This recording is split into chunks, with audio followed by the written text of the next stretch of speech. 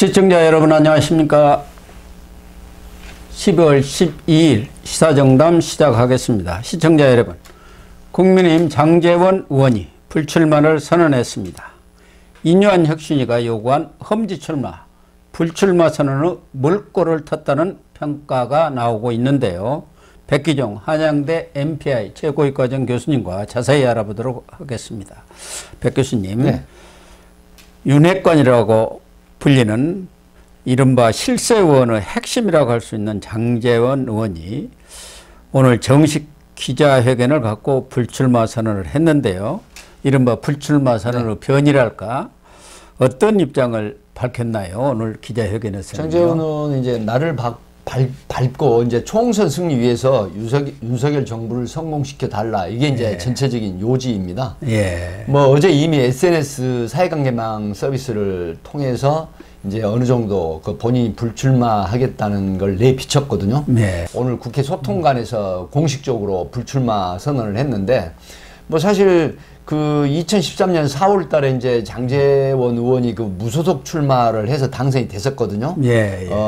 그때도 이제 뭐 당을 그 나갔었던 부분이 이제 여러 가지 우여곡절이 있었는데, 그래서 지금까지 이제 사실은 3선 국회의원을 하고 있지 않습니까?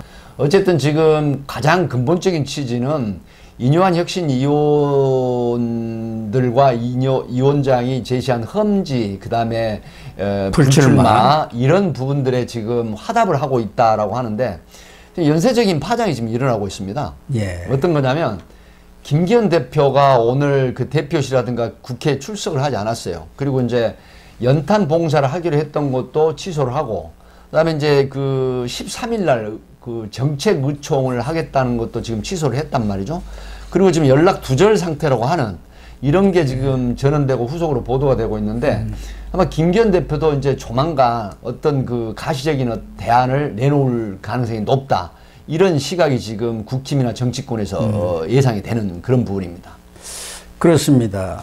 장제원 의원이 또 한 번 백의 종군의 길을 간다. 이번엔 마지막 공직인 의원직이다. 그러니까 의원직을 던지겠다. 이 말 아닙니까? 그렇죠. 그리고 말씀하신 대로 어제 SNS에 이제 잠시 멈추려 합니다. 네. 이렇게 쓰면서 불출마를 시사한 것이다. 이렇게 언론에 인식이 됐고, 오늘 정식 불출마 기자회견을 한 것 아니겠습니까? 그래서 장 의원이 이렇게 불출마 선언을 어제 사실 SNS에 올린 것도 시점상으로는 상당히 의미가 있는 것 아닌가. 그렇죠. 어제 바로 혁신위가 해제되는 날 아니었어요? 네, 바로 이제 혁신위가 그 혁신위원회를 종료하는 그런 날이었는데, 뭐 사실 우리 고영신 TV에서도 이제 말씀을 드렸지만, 이 친윤이라든가 또 그 소위 말하면 윤핵관으로 지칭되는 사람들, 뭐 최근에는 뭐 이제 그 뭐 김재동 얘기도 나왔었거든요. 김재동이 김기현, 그다음에 장제원, 뭐 권성동 의원, 이제 김재동이라는 그렇죠. 표현을 했더라고요. 그런 상황인데, 지금 그 혁신위가 이제 종료를 하면서 이 중진 그 불출마라든가 험지 출마 이런 부분에 굉장히 타겟이 됐었던 부분 중에 한 분이 이제 장제원 의원이었지 않습니까? 그렇죠. 그래서 지금 지난달 11일로 제가 기억을 하는데, 뭐 4,200여 명, 그 버스 뭐 90여 대 나눠서 이제 뭐 그 대단한 그 위력가시처럼 이제 새 가시를 하기도 했었고. 그렇죠. 부산의 그 TV 이제 간증을 하면서 TV에서 이제 장제원 TV에서 뭐 그 권력자 말을 듣지 않고 난 내 갈 길 가겠다라고 해서 굉장히 그 비판을 좀 받았었거든요. 그렇죠. 알량한 정치 인생을 연장하기 위해서 서울로 가지 않겠다. 나 서울 안 가. 그렇습니다. 이렇게 선언을 했었죠. 그래서 이제 지금 상당히 그동안 고심을 해서 그 윤핵관으로 지칭되는 정말 파워풀한 그 장제원 의원이 물꼬를 텄다. 이런 부분이 이제 그 국힘 내부에서도 상당히 신선한 걸로 받아들여져 가지고 많은 의원들이 지금 격려 내지는 칭송을 하고 있는 그런 모양새가 되고 있습니다. 어쨌든 장제원 의원이 꺼져가는 혁신의 불씨를 살린 것은 틀림없는 것이고, 그렇습니다. 그러나 그 이전에 윤석열 대통령이 지난 8일에 김기현 대표 인요한 혁신위원장을 불러서 오찬을 했고, 그 자리에서 인요한 혁신위원장이 혁신이 50% 선거로 이렇게 평가를 한다. 그러니까 윤 대통령이 거기에 대해서 나머지 50%는 네. 당과 협의해서 채워달라. 그 그렇습니다. 얘기는 당에서 50%를 채워라. 이 말 아닙니까? 네네. 그 얘기는 사실상 김기현 대표라든가 또 신윤이라든가 이런 네, 어떤 중진들 중진들 불리는 이런 사람들이 험지 출마 내지는 불출마를 선언해서 100%로 채워달라. 그런 윤심이 전달이 되었다고 봐야 하고 또 지난 6일이죠. 윤석열 대통령이 부산 방문해 엑스포 갖고 이제 그 이후에 그 방문 행사를 네. 가졌었는데 그때 오찬 자리에도 유일하게 부산에서 여러 의원들이 있는데 장제원 의원만 갔어요. 네. 그래서 내부적으로는 윤석열 대통령과 장제원 의원 간에 뭔가 이렇게 물밑 조율은 있었겠구나 하는 생각은 들어요. 네, 소통이 있었다고 봐야죠. 예. 그래서 이제 많은 분들이 그 당시 이제 6일이라고 하셨잖아요.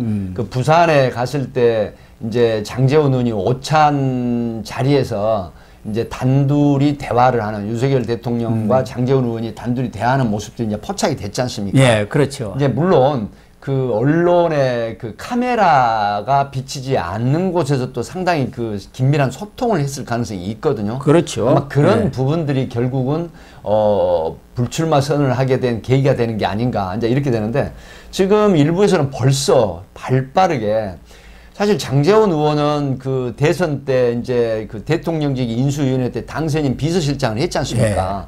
그런 부분이고 그 윤핵관 중에서도 윤핵관이고 가장 핵심 실세 측근이다 이제 이렇게 지금 정치권에도 알려져 있는데 아마 그 안철수 의원하고 이제 그 연합하는 부분도 굉장히 노력을 해서 성사를 시켰던 그렇죠. 부분이고 예. 이렇게 되는데 지금 정치권에서 발빠르게 나오는 얘기는 김대기 비서실장 이후에 차기 이 용산 대통령실의 비서실장으로 이 중용이 되는 게 아닌가 하는 이런 지금 예상과 분석이 벌써부터 나오고 있다라고 하는 측면인데 우리가 예전에 그 고영신 TV 방송에서도 말씀을 드렸지만 이런 어떤 희생을 함으로 해서 이 내년 4월 10일 총선에 지지율이 지금 고전을 면치 못하는 국힘 쪽, 그 다음에 필패론이 굉장히 지금 득세하고 있고 뭐 아시겠지만은 서울에서 지금 자체 분석 보고가 강남 가불 송파 막 가불병이라든가 이런 극히 일부적인 6건밖에 우세한 지역이고 나머지는 굉장히 안 좋은 그런 분석을 했지 않습니까? 예.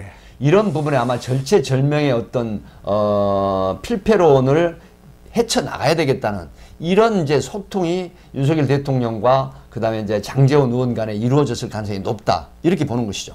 그러니까 장제원 의원이 오늘 기자회견에서도 윤석열 정부의 성공만큼 그렇습니다.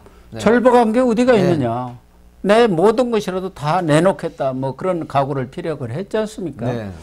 뭐 말씀하신 대로 일부 언론에서는 김대기 비서실장의 후임으로 대통령 비서실장 되는 것 아닌가 이런 이 관측도 내놨습니다만은 이미 장제원 의원이 윤석열 정부에서는 어떤 임명직도 받지 않겠다. 이렇게 또 공언을 해놓은 상태예요. 그걸 꼭 뭐 지키라는 법은 없습니다만은 본인이 그렇게 언명을 한 사안인데 만약 비서실장을 맡게 된다 한다면은 또 그런 것들 또 여러 논란을 빚을 수 있을 것 같고 제가 듣기로는 장제원 의원은 이제는 부산시장 하는 게 꿈이라고 하더라고요. 그래서 꼭 비서실장을 맡겠나 하는 생각은 듭니다. 이제 그 사실은 그 장제원 의원이 의미심장한 얘기를 했어요. 예. 저는 이제 개인적으로 친분이 있는 분이기 때문에 이제 좀 유심히 봤는데 사실은 사상구 의원 그 유권자들에 대한 애정을 가감없이 드러냈거든요. 예. 그리고 어제 이제 장성만 국회 부의장 그 둘째 아들 아닙니까? 그렇죠. 그래서 그 장성만 그 아버지 장성만 국회 부의장 했던 그 산소 묘지에 가서 아버지 뭐 보고 싶습니다. 이제 내려놓겠습니다라고 했다고 하는 걸 SNS도 올리기도 했단 말이죠. 근데 오늘 소통관에서 그 사상구 국민이나 당원들 얘기도 했지만 특히 중점적으로 부산 사상구 구민들 유권자들 얘기를 많이 했어요. 네. 이제 이건 무슨 의미를 하시냐면 지금 오래 언론인 생활을 하셨고 또 유튜브를 하시는데 굉장히 저는 감이 빠르시다고 이제 느끼는 게 뭐냐면 사실은 장제원 의원이 부산시장을 하겠다는 그런 의사 피력을 상당히 주변에 뭐 좀 언젠가는 부산을 위해서 부산 시민을 위해서 하고 싶다는 얘기를 했었다는 얘기가 나오고 있어요. 그렇기 때문에 지금 임명직을 맡지 않겠다라고 하는 부분인데 사실은 윤석열 대통령 지금 윤석열 정부가 앞으로 만 3년을 이제 해야 되지 않습니까? 네, 그렇습니다. 그렇다고 하면 저는 이런 분석도 합니다. 임명직을 맡지 않겠다고 했지만 김대기 비서실장 이후에 이제 그 2기 비서실장을 많이 하게 되면은 굉장히 중요한 역할을 할 수가 있습니다.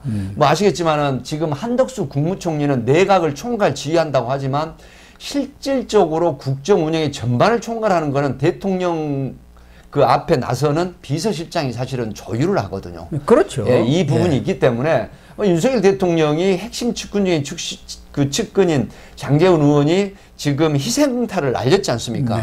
그런 부분을 높게 사서 윤석열 정권의 그 성공을 위해서라면 당신이 내 곁에 와서 같이 국정을 논하자 이렇게 간곡하게 요청을 할 때는 아마 비서실장으로 갈 가능성이 있거든요. 있죠. 그렇게 네. 해서 이제 이력, 스펙을 쌓고 그다음에 2026년도에 그 부산시장에 도전하는 모습이 굉장히 자연스러운 흐름이다. 예, 이렇게 보기 때문에 2026년이죠. 네. 예. 그래서 2026년도에 지금 박형준 시장이 이제 시장하고 나서 다시 뭐 재선을 도전하는 게 아니라 또 국회로 돌아올 가능성이 있기 때문에 네. 뭐 이런 부분은 국힘 쪽에서 내부적으로 조율이 가능하거든요.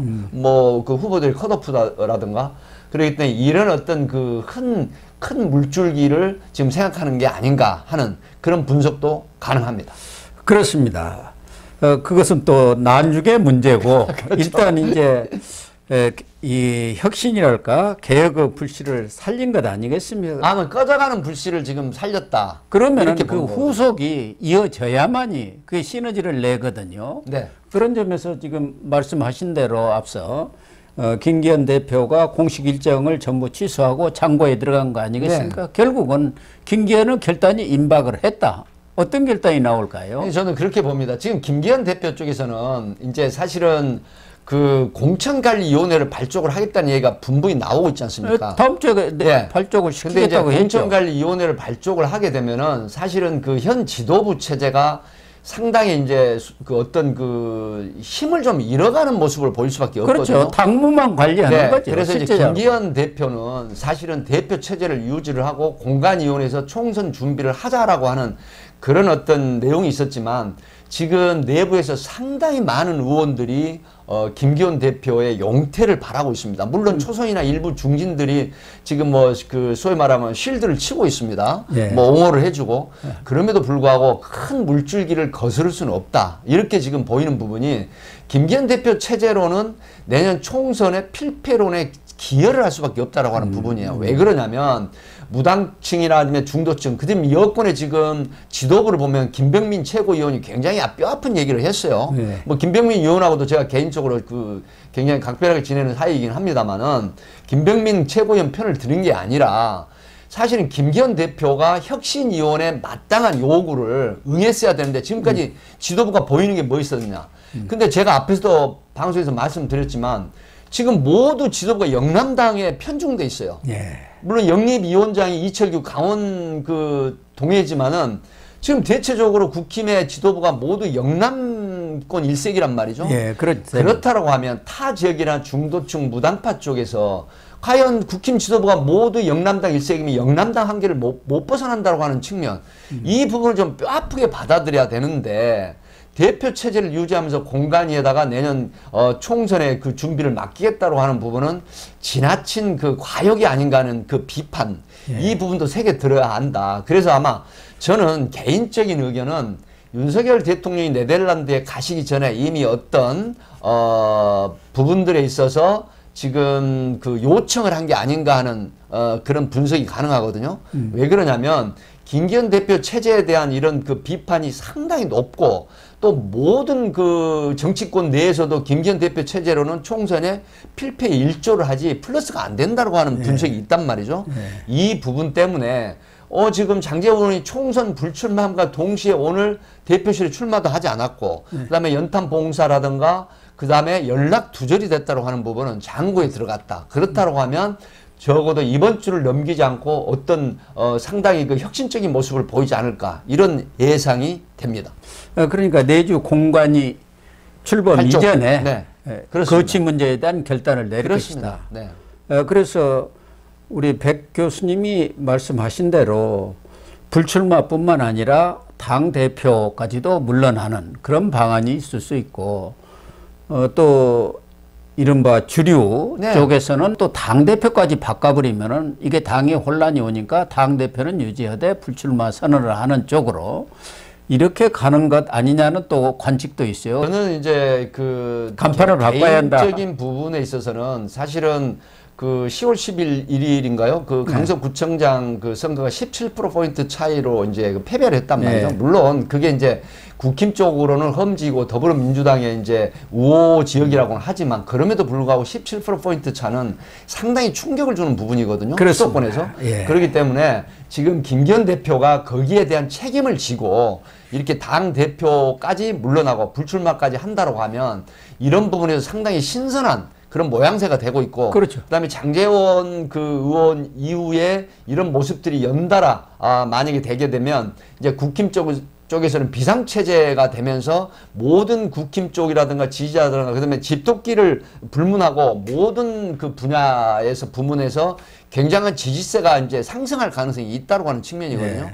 그렇게 돼서 대안을 강구를 하고 그다음에 이제 그 공천관리위원회 내지는 지금 비대위원은 사실 생각하지 않고 있지만 공관위하고 함께 비상대책위원을 하고 말씀하신 것처럼 지금 한동훈, 원희룡 이런 부분들의 지지세가 굉장히 높습니다. 예. 그렇기 때문에 이런 부분이 사실은 비대위원이나 공관이 얼굴로 등용이 된다라고 하면 국힘 쪽에서는 내년 4월 10일 총선에 굉장히 플러스되는 요인이 될 수 있다. 이렇게 분석이 되는 것이죠. 그렇습니다. 지금 뭐 김기현 대표의 불출마는 거의 확정적인 것 같고 본인이 과연 대표직까지 사퇴하느냐 이 부분은 남아 있는데 뭐 김장연대뿐만 아니라 지금 말씀하신 대로 김제동의 권성동 네네. 의원 권성동 의원도 뭐 결심할 가능성이 높지 않나 보여지는데 그런데 강릉 지역이 만만치 않은 모양이에요.